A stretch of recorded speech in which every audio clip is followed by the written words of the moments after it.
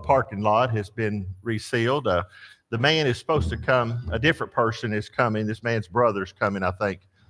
Give back everybody one of each one of those, okay? He's going to come maybe this coming week, but it may be the next week, but regardless. Mike, when he initially suggested this class, he asked us if we would, where some of the men say, we'll read the psalm, and we'll say something about the psalm, and then Mike will lead us in singing of the psalm a couple times. So Mike did the entire class last week, and he did great, but first time he had stood up that long in 7 months, and it was pretty trying for him after the traumatic injury that he's had. And so, Mike, we're glad that you and Joanne are with us, and we will read the psalm. I'm more prepared this week than I was last week. The format's better. We're going to read the psalm just like we always do in Bible class. We'd like your participation. And I really enjoyed the class last week. I know you all told me the same thing, all of you all did. And we're glad that you're here this morning. Very, very glad you're here. So if you don't care, Will's handing out Psalm 5 and 12, and we will, 5 and 19. We will sing those in a little bit after we have a little discussion. And we'll see if we get any further than that. If we do 3 today, we'll do 3 today. And there'll be different ones doing what I'm doing right now. We'll take a turn. Josh will take a turn. Kevin will take a turn. Tom will probably take a turn. We've got the information from a book that Mike has. And so it tries to give you the best interpretation that you can get. How many people like the Psalms? Do you all like them? I think they're comforting in so many different levels.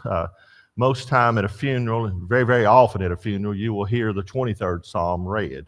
Tom will read it this morning for us, and Daniel will talk about the Psalms this morning in his sermon.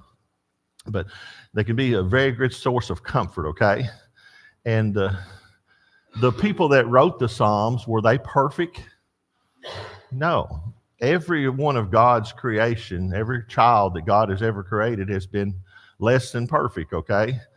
Now, certainly baptized believers into Christ that have had their sins washed away, they stand as perfect in God's eyes.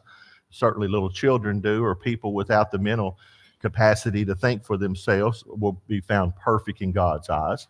But none of us are perfect. We all have different things. The things that might bother you may not bother me at all, and the things that bother me a lot may not bother you at all. But if we will, we'll turn to.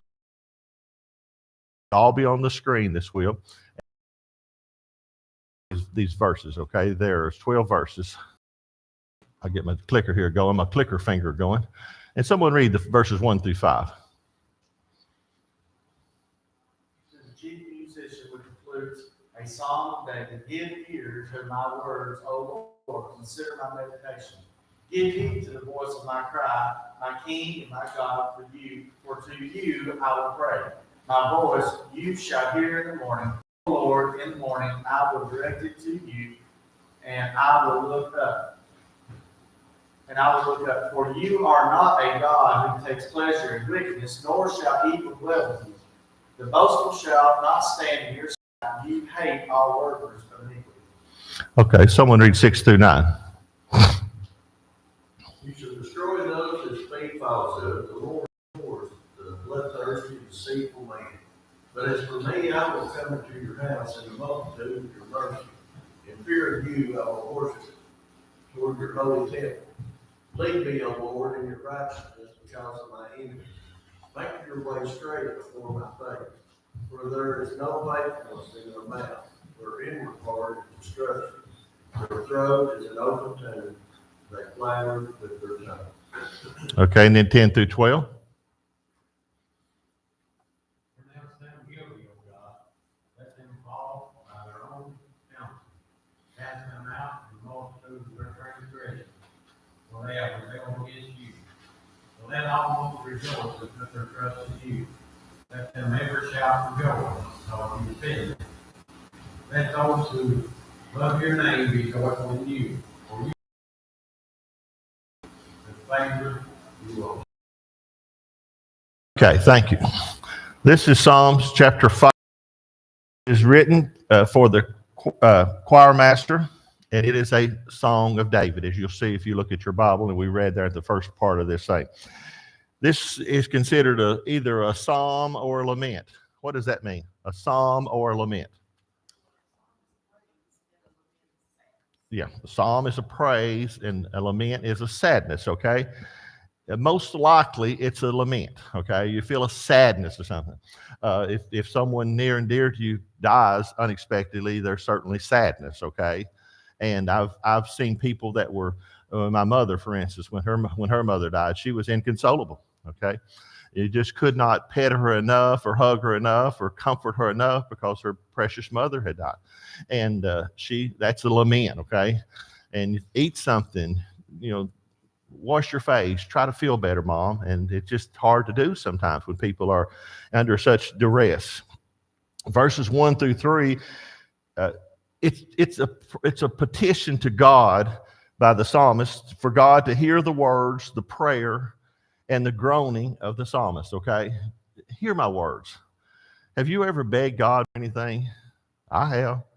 I have begged God for things before, and I think you probably have too. You hear the groaning sometimes. I've heard people groaning, and not the groaning that we sometimes think of, but people are prayerful. I told you before, after Jessica Daniel was born, for the next 4 minutes, I prayed 1,000 times that I have a little girl, that Deb and I have a little girl, okay? Well, you think I'm kidding, and I don't know if it's actually 1,000, but I was praying pretty hard. God, please give me a little girl. God, please give me a little girl. God, please give me a little girl, okay? And if he'd give me another little boy, it'd been fine, but I got a little girl. He heard my prayers, okay? I'm going to give it a whirl anyway, okay?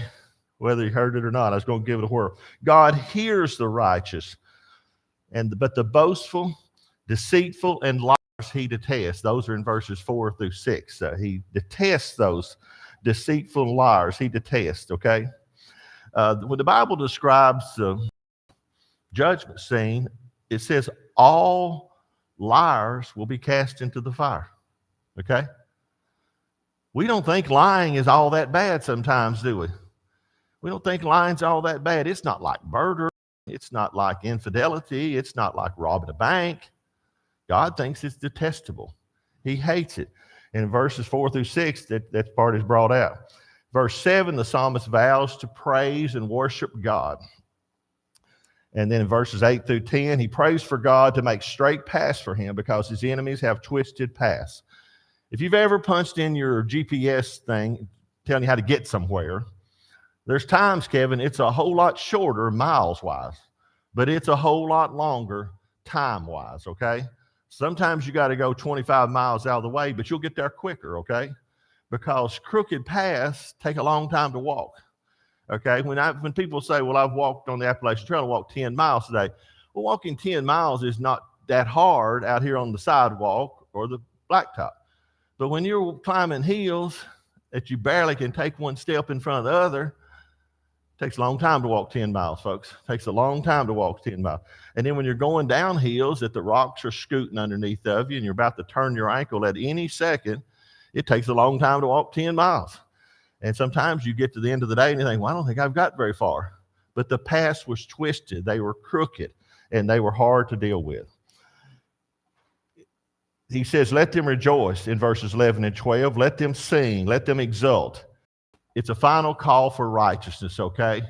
Let them rejoice. Let them sing. Let them exult.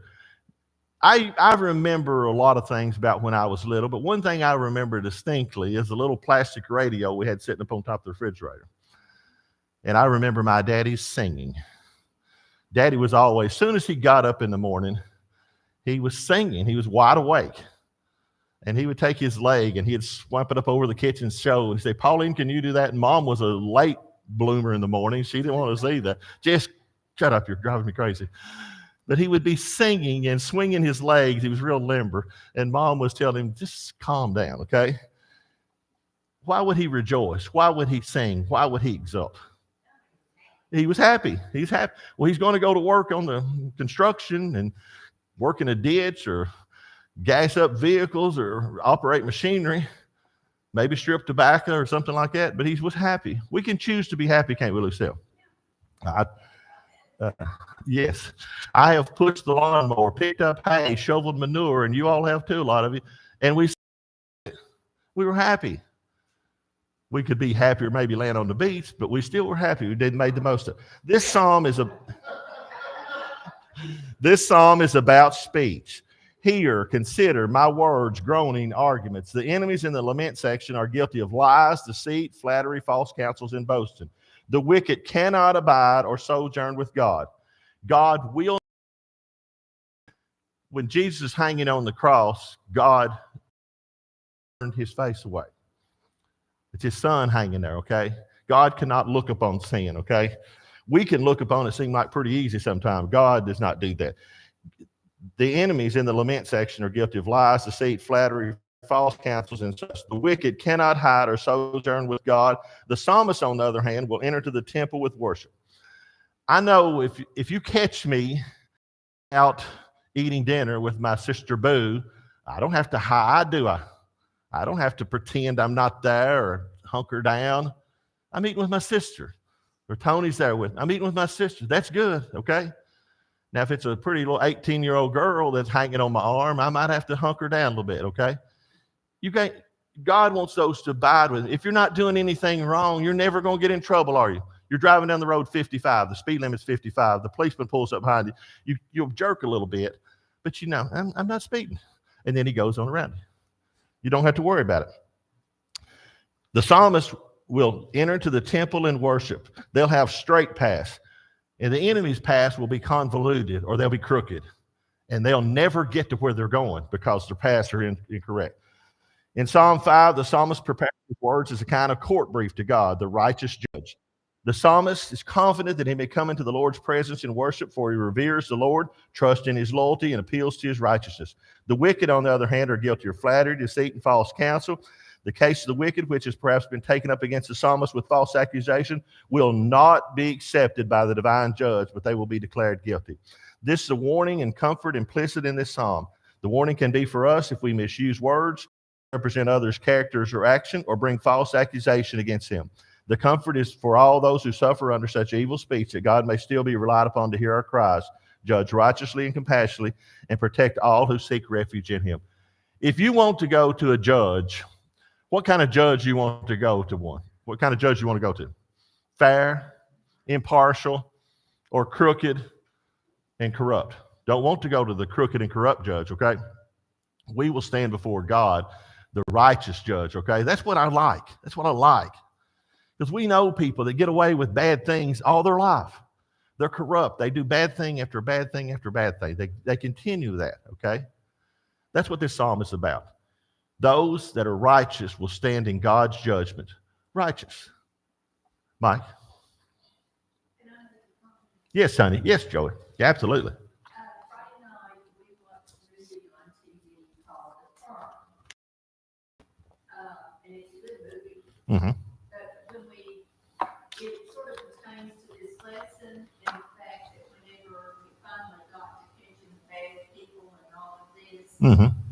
when they got to the place, I told Mike, I said, I bet that's the bad people. Mm-hmm. And he said, why do you think they were bad people?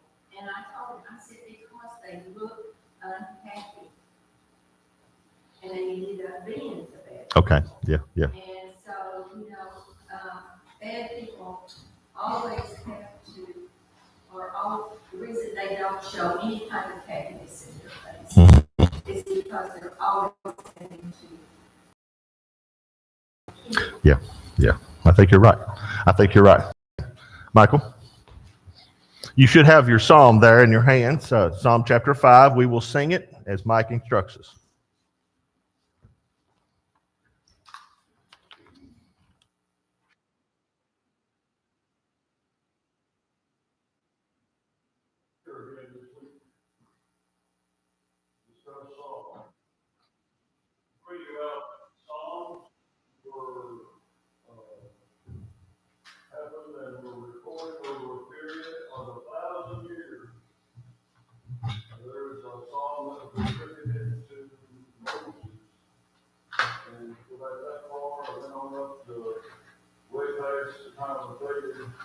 About 1,000 years, about 15 BC,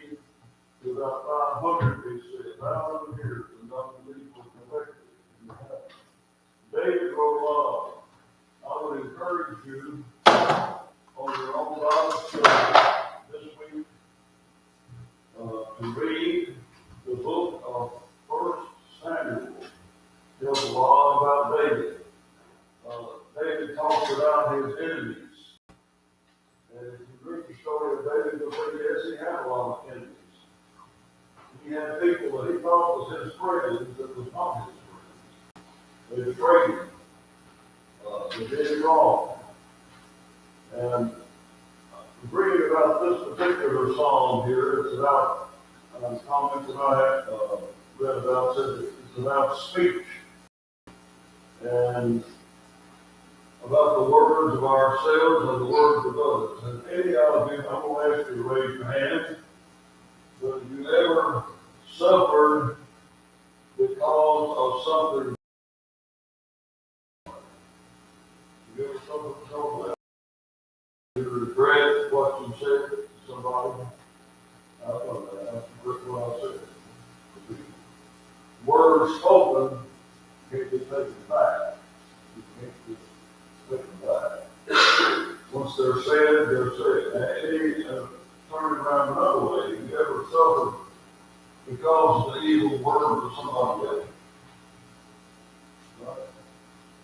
Anybody ever said anything to you that you hurt your feelings? Make you feel bad? Somebody you thought was your friend said something bad about you? How many of you are on Facebook? You have on Facebook? You think? You see all kinds of things on Facebook.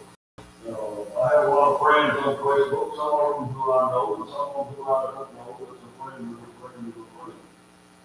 But they'll get on Facebook and put some comments like it. Some of the people that I know. But they will get on Facebook and they will talk about how their friends have said something bad to them. And they'll complain about it. They'll mention people's names, but you can tell it hurts. It hurts. To talk about it. And one person that I do know made a comment the last couple of weeks that one of her friends, supposed to be friends, said that she was fat and ugly. Oh boy. And she was complaining about that. People complain about things like that. Why do they do that? Because words hurt. They're saying sticks and stones may break my bones, but words can never harm me. That's why I did it. You know why? I can speak personally about broken bones. They heal.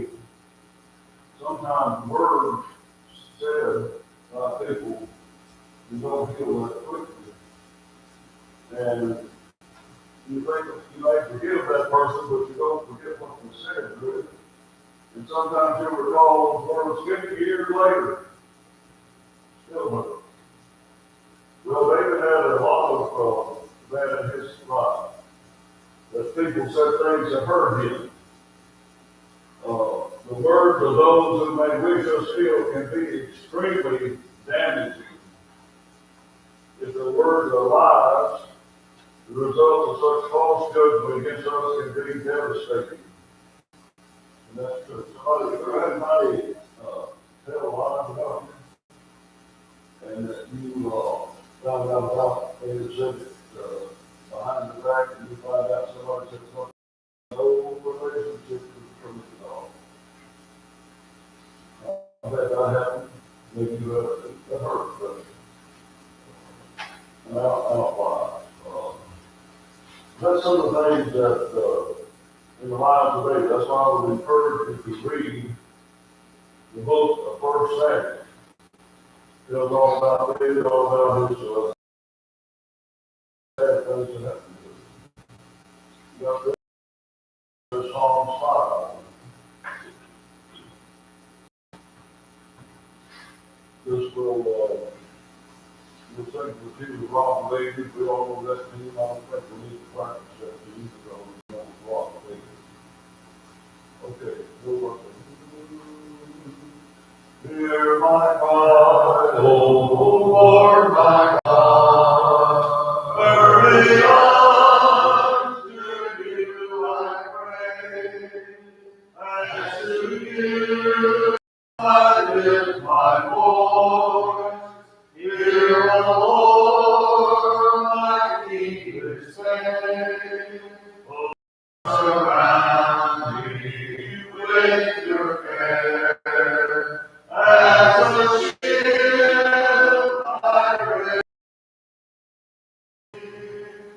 You have only light in sin.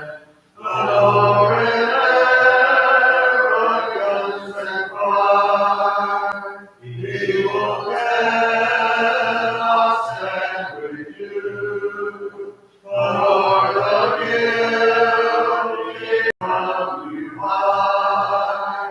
For surround me with your care. As a shield, my refuge be. Banish down my enemies. Let their wide their counsel fall. For their wickedness and sin. The guilty Lord declare them all. Lord, surround me with your care. As a shield, my refuge be. I will worship at your throne. In your truth, thy holy name. Lead me in your righteousness. Make your paths before me stay. Lord, surround me with your care. As a shield, my refuge be. I will sing with joy to thee. Hear, O Lord, my plea. You find one theme that runs in the book of Psalms, that regardless of what a person are and everything else, the Psalms leave you with the theme that God's going to take care of it and that everything will be all right. Even though we have problems right now, but we'll be taken care of.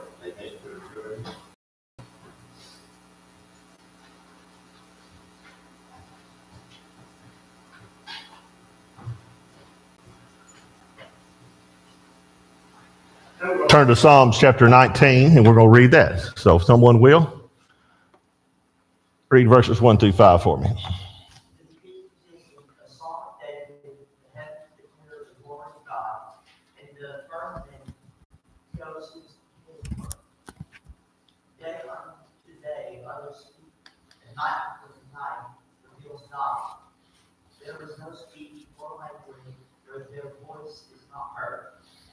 Their line has gone through all the earth, and their words to the ends of the world. And then he has set a tabernacle for the sun, which is like a bridegroom coming out of his chamber, and rejoices like a strong man to run his race. Okay, 6 through 10. It's rising from the flood in the heaven. It's certain to the other, there's nothing people can see. The law of the Lord is perfect, and himself. This is all the Lord sure making laws the same.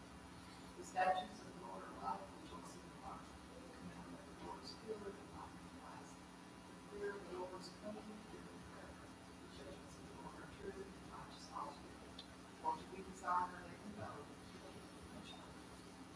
Okay, 11 through 14. Moreover, of them is that servant born, and keeping of them there is great reward. Who can understand his error? Went thou me from secret thoughts. In fact, thou servant also from your son should sin, that they will not have dominion over me. Then shall I be upright, and I shall be innocent from transgression. That the words of my mouth and the meditation of my heart be acceptable in thy sight, O Lord, my strength and my redeemer. Okay, Psalm 19 is a very, very well-known psalm, very loved psalm. It's a psalm of David. It is addressed to the director, probably the musician type person. Its intrinsic beauty and spiritual depth have made it a long-time favorite. the verses, if you break them down, the first 6 verses, the creation's praise of God. The creation itself praises God. Verses 1 through 4, meditation on the creation's praise. Verses 4 through 6, a digression on the sun's activity. Verses 7 through 10, humanity's praise of God. And the psalmist's petition for protection in verses 11 through 13. Human worship takes place in the context of all God's adoration of God, okay? Sometimes we get up to make announcements and we say it's a beautiful day. What God has given us. We are subject to the context of our surroundings, okay? If it's coming a tornado outside, tornado warnings are blaring on our phones and stuff like that, we act differently, don't we, than we do like a morning like this. Tornado chances this morning are pretty slim here in central Kentucky, okay? Completely different. Human worship takes place in the context. Psalms 19 begins with the meditation on creation's praise, and it moves to the human need for wisdom. Do you think that the creation itself declares the majesty of God? I do. And I've used this analogy before. An oak tree will take a limb and stick it straight out. It may weigh 4,000 pounds. And how long does it hold it? 200 years, 300 years, 400 years. It just keeps holding it. You can't hold your arm out 2 minutes, hardly. Oaks are strong, okay? Redwood trees just keep growing. They just keep growing. Deb and I were coming home last night, and it was dark, and we're driving up I-75, and we see a fallen star that just forever. I said, a fallen star. And we looked, and we just keep looking. Most of them are gone just like that. This one lasted 15 seconds maybe. That's pretty cool. It's majestic, okay? It's majestic in every way, okay? The creations declare the majesty of God, okay? Look at the intricacy of your body. You can do things. You can reach down here and grab a paper even though you can't see it, okay? You can scratch your back when it needs scratching. You don't even know you're doing it because you're talking about something else, okay? And I've seen people that are much more talented than that can do all kinds of things. It's incredible. People can walk tight ropes. They can do all God's creation is fantastic. Time itself is seeking words and ideals that express the splendor of God. When we go on vacation, we take a picture of the seashore or the ocean or something like that, and we say, it's beautiful. And we look at pictures and we see that it's beautiful. But when you stand there and you really right close to it, you think, wow, it's even more beautiful than they say it. It's even more majestic than they say it. Wisdom is a gift of God. Y'all agree with that? Wisdom is a gift of God. There are people that don't appreciate the creation. They they soil and they don't take care of the creation, okay? Should we be good stewards of God's creation? Absolutely. Absolutely. When the settlers first came to America, how many trees did they cut down in New England? All of them. If you say all of them, you're right. They cut them all down. Now, that's a figure of speech, but they didn't leave many. They cut them all down. They needed wood in England to build buildings and castles and things such as that. They cut them all down because of money. Cut them all. We can't cut them all down. Lily Cornett Woods down in Letcher County, there was a man, and his name was Lily. The man's name, Lily Cornett. He said, you're not cutting this 150 acres or whatever.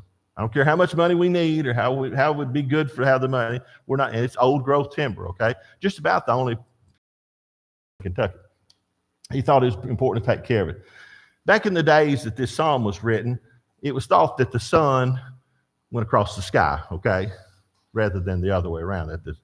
And so the sun was majestic, and this psalm talks about this. It disappears under the world during the night and re-enters the visible world at dawn. The sun's circuit is an occasion of joy, both for it and for those who witness it, comparable to that of a bridegroom. And the sun's circuit's allowed to see everything and benefit everything, okay? It is merely a creature that proclaims God's glory. Are you glad to see the sun come up? I'm glad to see the sun come up, okay? I am glad to see the sun come up. When the sun goes away sometimes in an eclipse, we're kind of glad when it comes back, aren't we? We're not really too afraid, but we're kind of glad when it comes. To be in awe of God is to be religious. The psalmist must turn his or her own heart to God in order to be.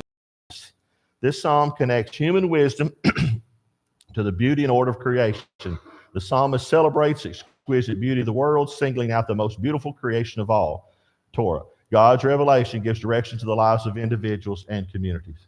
God, we can see God in his handiwork, in his majestic creation, and the majestic creation itself points to the majesty of God. Michael.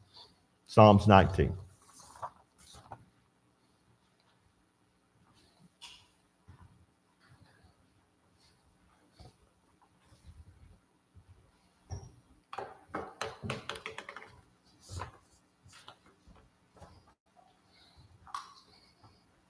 Psalm talks about two main things. God's creation and the greatness of God's law. God's law is perfect and the creation is perfect. We'll say about that. First thing that we saw them out, we get to say about the whole. You have to concentrate on this. I have to concentrate on it too, because sometimes things get lost. Attune is the thing, the word. That's right. Okay. God has sound the works of God, His glory is made manifest. There is no secret for our terrors, and yet their splendor is expressed. For they proclaim God's light, and by day reveal His word. Their marvel work, yet still resting. Their brother rose to all the earth. Within the sorry canopy, all heavenly has set us.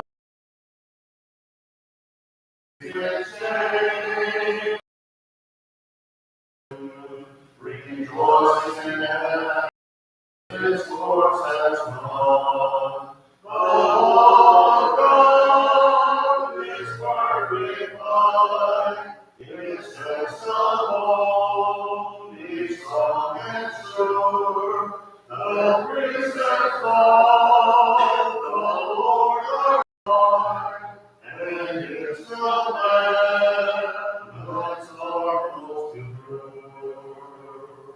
The fear of God is undefiled.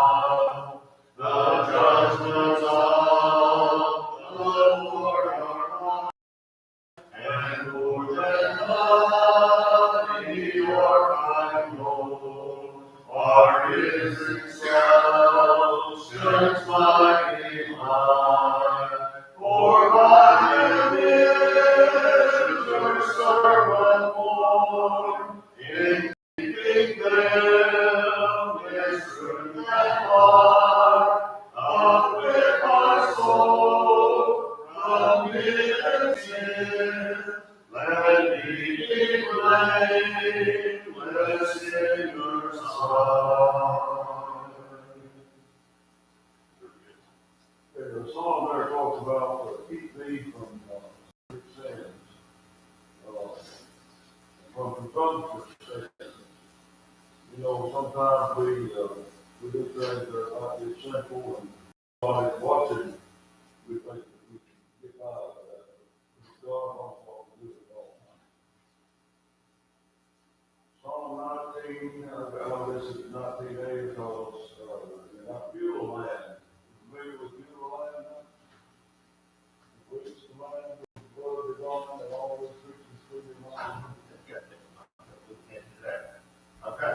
I'm going to put up that. Okay. So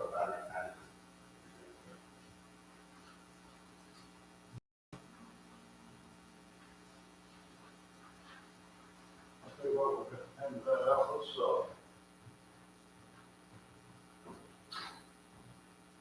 all right, over here, let's sing Word of Beauty.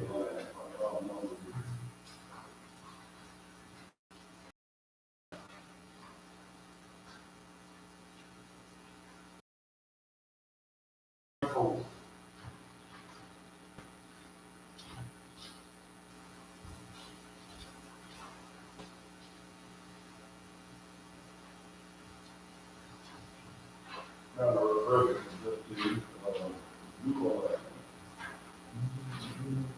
I've reached the land of the eye, all its riches sweet wine. I'm living on this way, for all my has passed away. Oh, you love land sweet, you love life, as on the highest mountain I stand, I look away across the sea, where mansions are prepared for me, and near the shining glory shore, I am my home forevermore. That song used to say, I've reached the land of corn and wine. Got changed a little. All right, let's try this too. The song, the people like. The heavens and the firmament read out the glory of her ways. Your knowledge lies the quiet night. Your silence speaks forth the day. The sunny heavens canopy gives me from which no thing can hide. My body likewise to me, comfort and arrogance Christ. My body likewise is to me, comfort and arrogance Christ. Oh, Lord, your laws revive my soul. My sinful nature worth wide. I need your truth more than my gold, and your pure gratitude. Righteousness satisfy my sweetest honey from the cold. Their warnings of my hidden fault, bringing that comes from you alone. Their warnings of my hidden fault, bringing that come from you alone. My judge redeemed me from myself. Let not my sins rule over me. Awake me from my hidden fault. Those errors you alone can see. Let meditations of my heart, thoughts that only you can hear, cause words that issue from my mouth to become pleasing to your ear. Cause words that issue from my mouth to become pleasing to your ear. Psalm 19, I think that's always been a favorite song. It talks about so many different things. And some songs have been taken from this song. That's what we sing.